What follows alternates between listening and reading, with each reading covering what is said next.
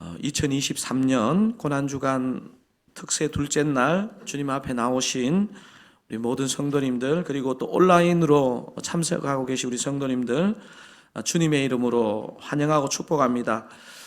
우리 수고하시는 옆에 분, 이 시간 사실 깨어서 이 자리에 앉아 있는 게 쉬운 게 아닌데요, 옆에 분에게 이렇게 인사 한번 나누시면 좋겠습니다. 새벽이 체질이신가 봐요. 또 너무 정직하셔가 아닌데요? 두 가지 광고 드리겠습니다. 예배 전후로 본당 입구에 이렇게 설치된 고난주간 패널 묵상하시면 고난주간 이렇게 하루하루에 대한 좀 묵상이 되는데 유익하거든요. 그렇게 참고하시면 좋겠고, 기도 충분히 하시고 나가셔도 간식 잘 드실 수 있다는 어제 증명이 되었죠. 그래서 준비해 주신 우리 순장님들, 그리고 간식 나눔 섬기고 계신 이렇게 다락방 순원들께도 진심으로 감사의 인사를 드립니다. 고난주간 둘째 날 우리에게 주시는 하나님의 말씀은 마가복음 12장입니다. 마가복음 12장 41절에서 44절입니다.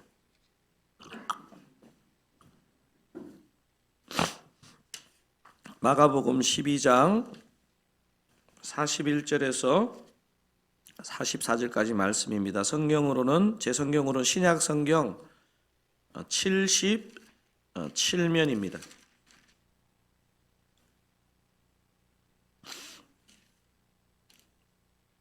제가 먼저 41절, 4절밖에 안 되기 때문에 합독하시는 게 더 좋겠습니다. 제가 같이 한 목소리로 41절부터 읽겠습니다.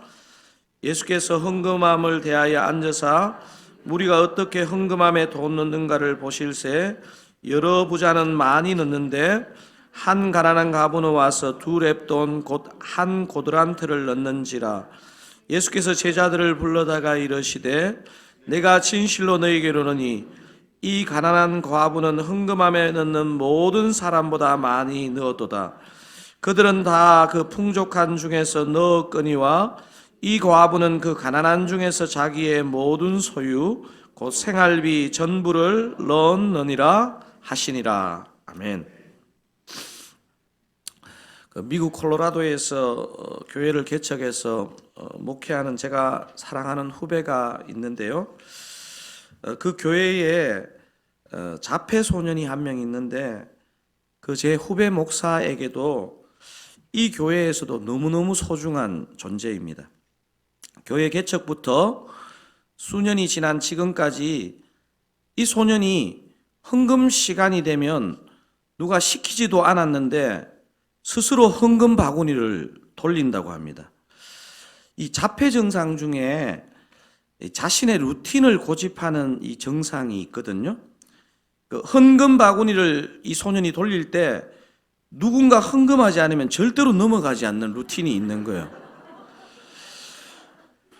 어느 여집사님 한 분이 바쁘게 오시다가 주일 헌금 가져오시는 것을 까먹은 거예요. 헌금 바구니가 막 돌아가기 시작하는데 이 여집사님이 갑자기 막 당황스러워지기 시작하는 거죠. 헌금을 안 챙겨와가지고. 헌금 안 하면 이 소년이 돌리는 헌금 바구니가 안 지나가는 것을 아니까 이 여집사님이 막 황급히 자신의 주머니를 뒤지다가 다행히 주머니에 일불지폐를 찾아서 얼른 그 헌금 바구니에 일불지폐를 넣었습니다. 이 소년이 일불지폐가 헌금 바구니에 들어가는 것을 보는 순간에 이 소년이 온 성도들이 듣도록 이렇게 큰 소리로 외쳤습니다.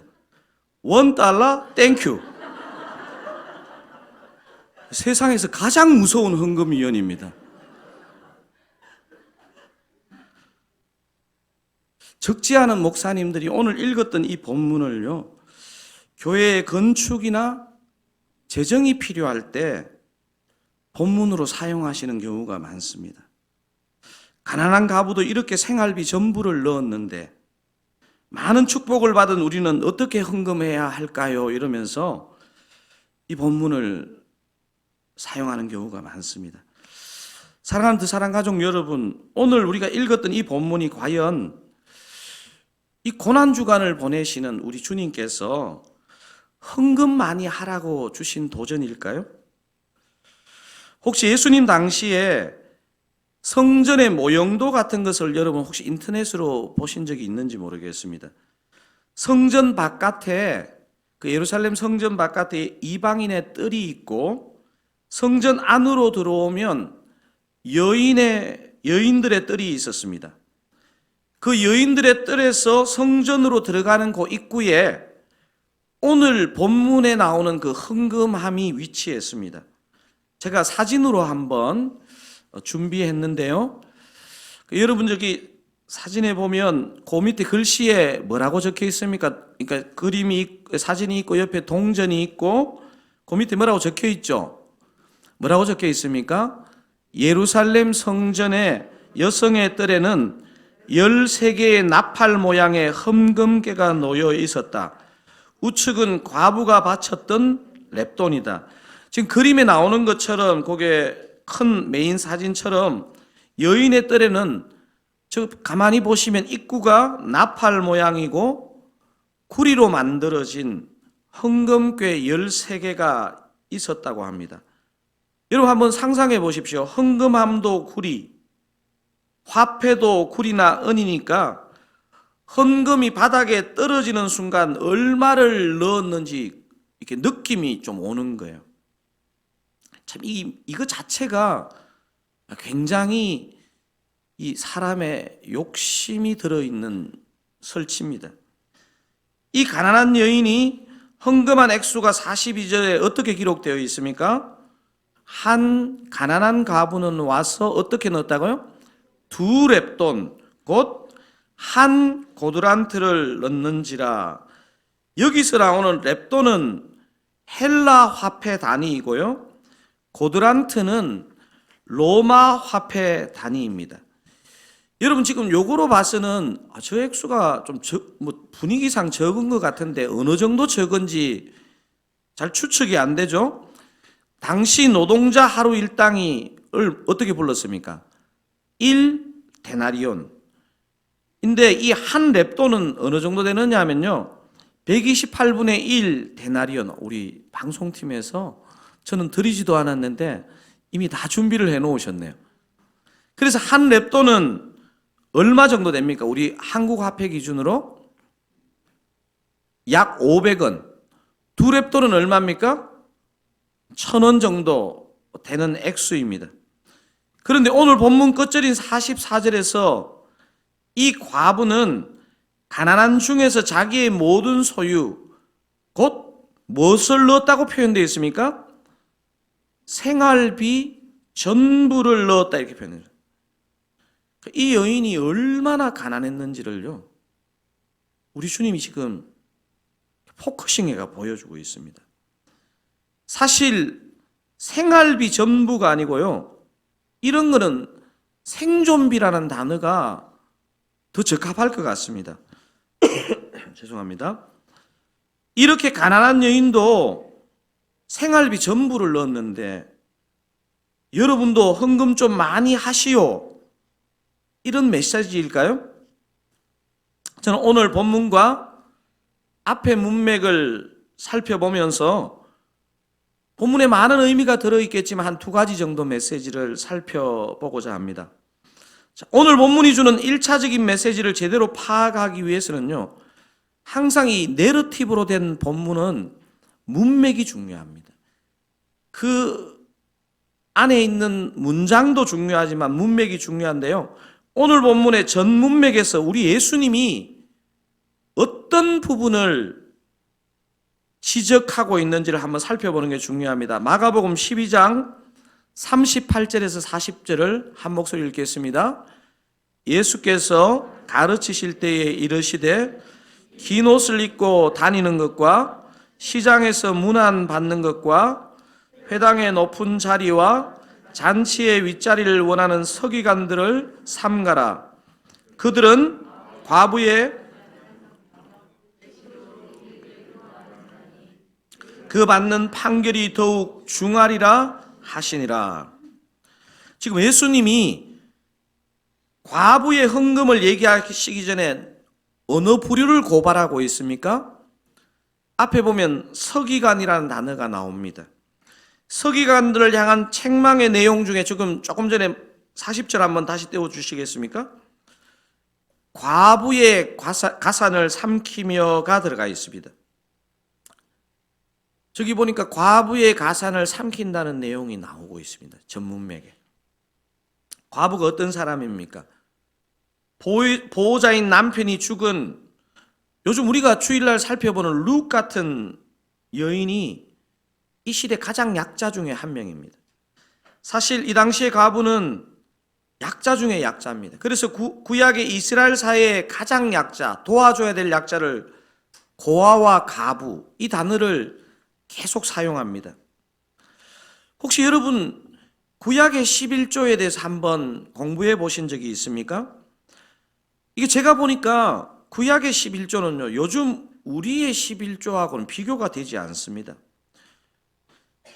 정통 유대인들은요, 이 당시에 매년 내는 소득의 11조가 있었고요, 또 6월절 같은 그 3대 절기를 지키기 위해 내는 절기의 11조가 있었습니다.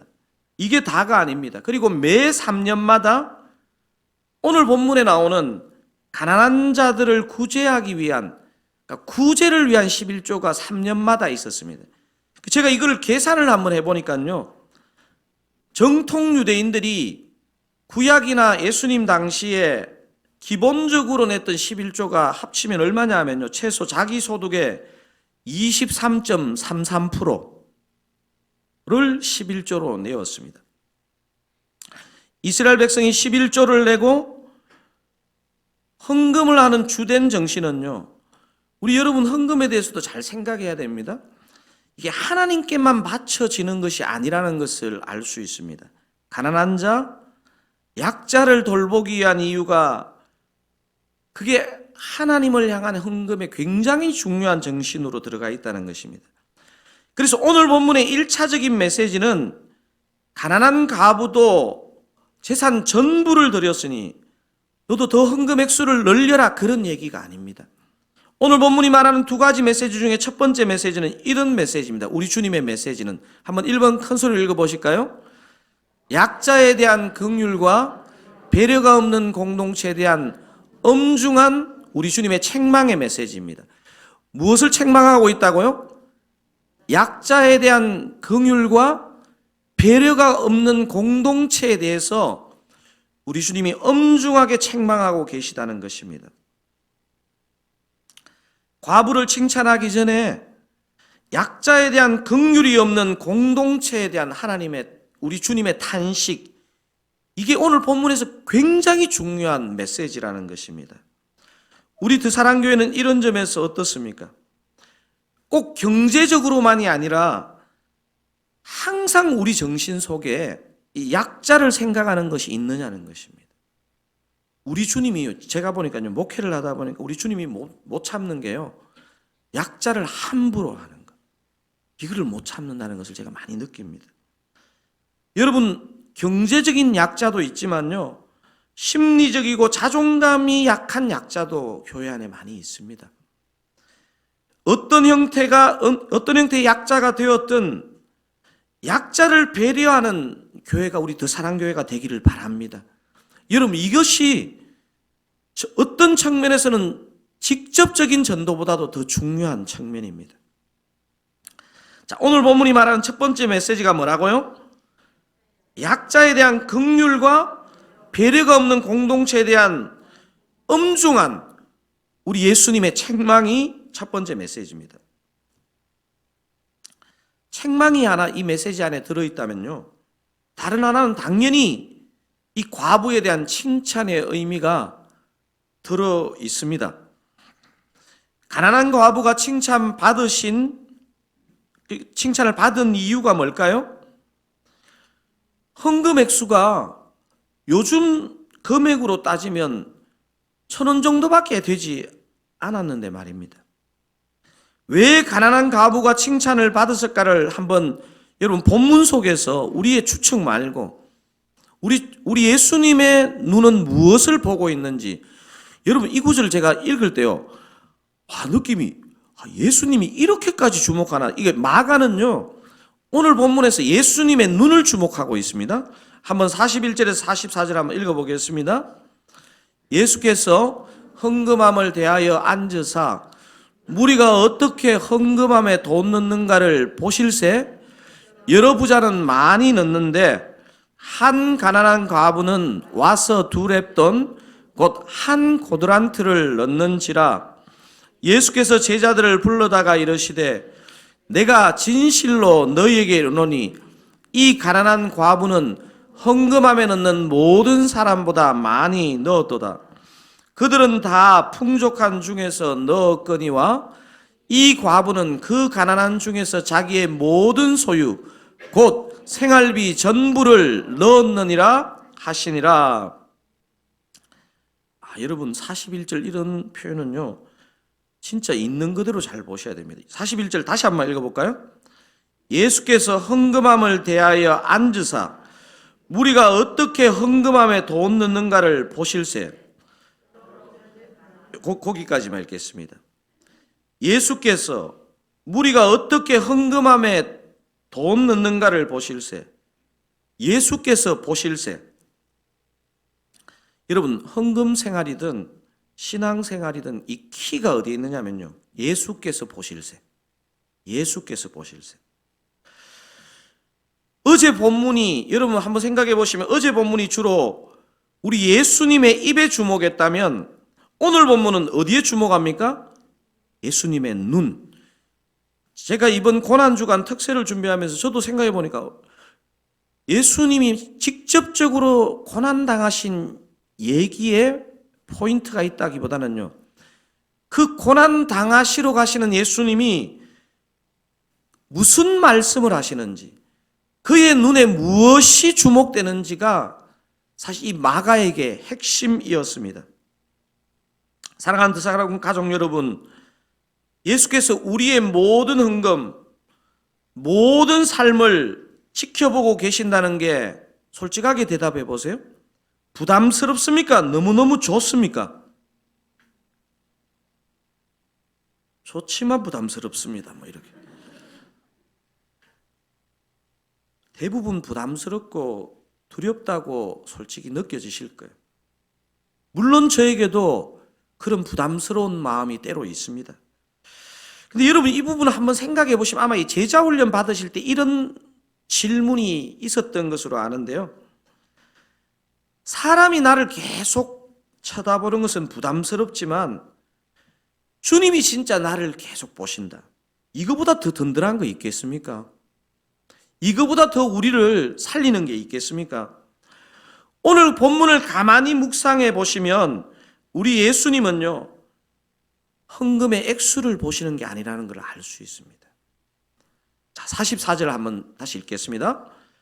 그들은 다 풍족한 중에서 넣었거니와 이 과부는 그 가난한 중에서 자기의 모든 소유 곧 생활비 전부를 넣었느니라 하시니라.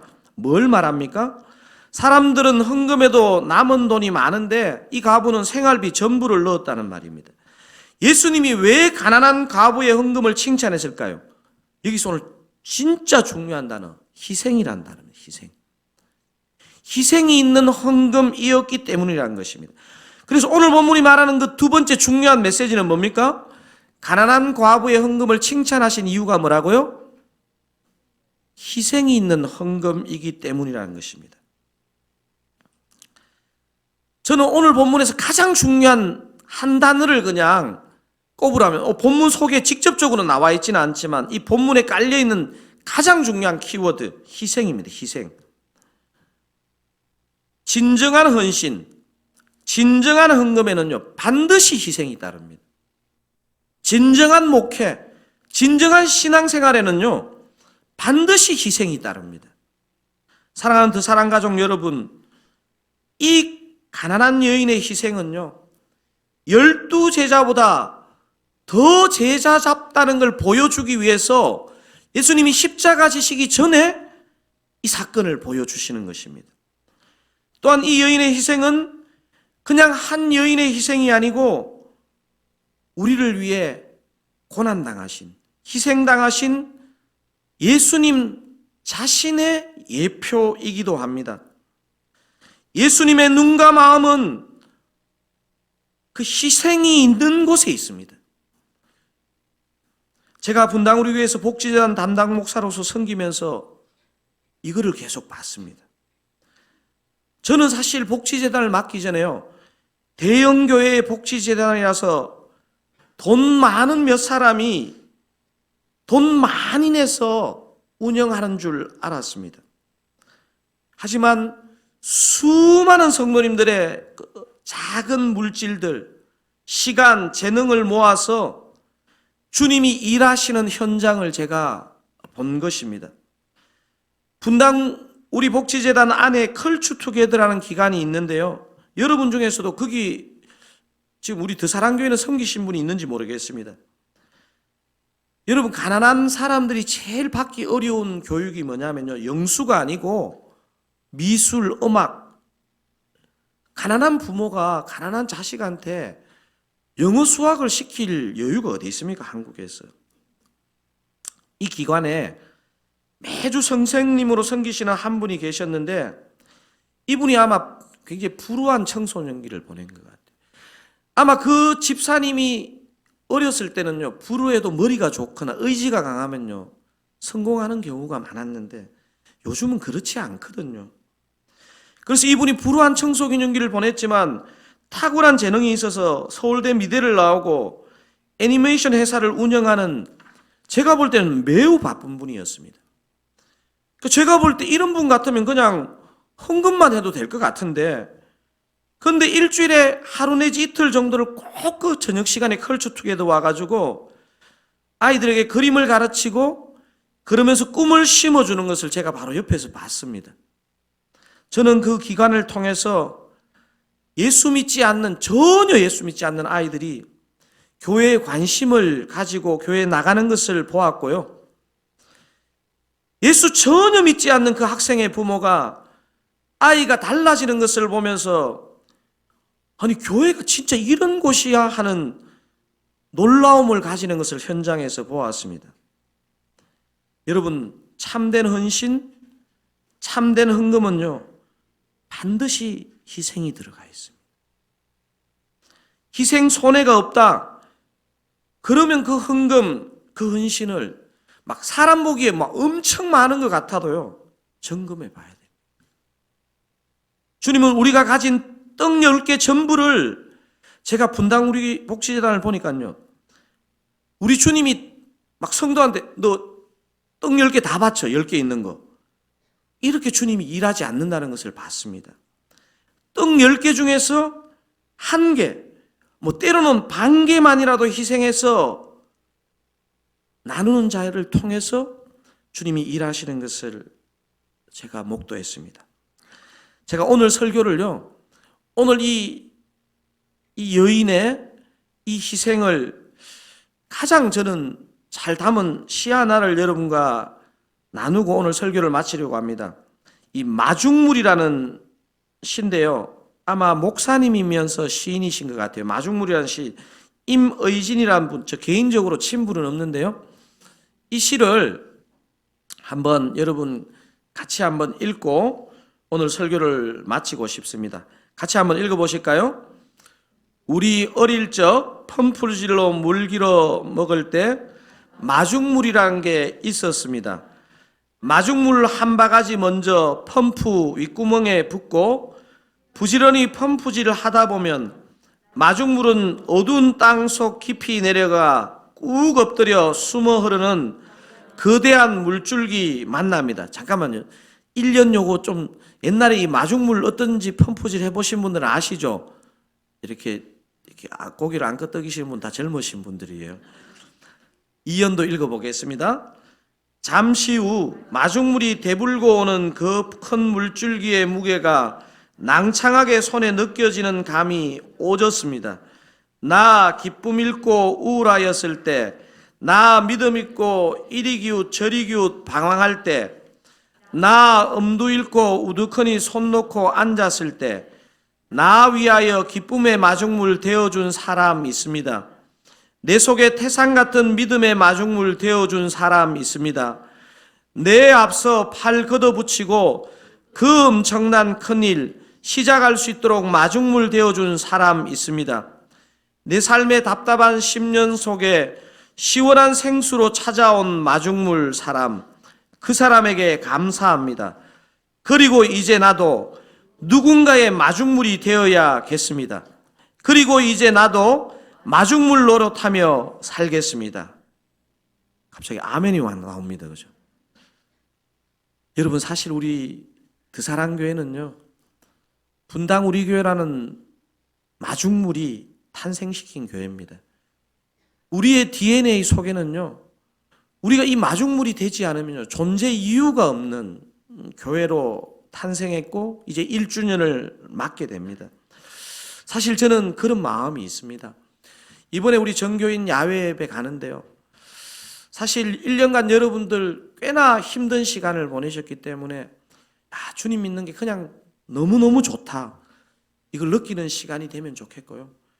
우리에게 만약에 기쁨이 일어나면요, 그 기쁨으로 그냥 그치면 안 되고, 이 교회는 참 기쁜 곳이구나, 그 기쁨이 우리 주님이 어떤 마중물이 되기를 원하는가를 생각하는 은혜가 있기를 원합니다. 그래서 그런 의미에서요, 사실 고난주간 되면요, 목사도에 어떤 부담이 있냐면 직접적인 예수님의 십자가를 계속 좀 얘기해야 될 것 같고 계속 십자가와 보혈 찬양해야 될 것 같은데요, 제가 이 마가복음을 보면서 우리 주님은 다릅니다.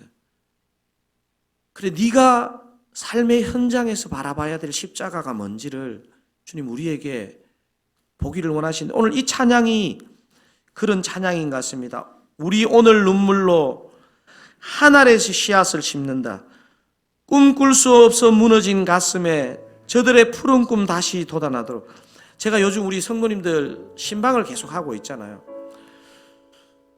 제가 이렇게 신방을 가보니까요, 제가 미국에 있다가 한국에 나오니까요, 전 세대가 다 어렵지만요, 이 대학 청년 세대가 얼마나 어려운지 모릅니다.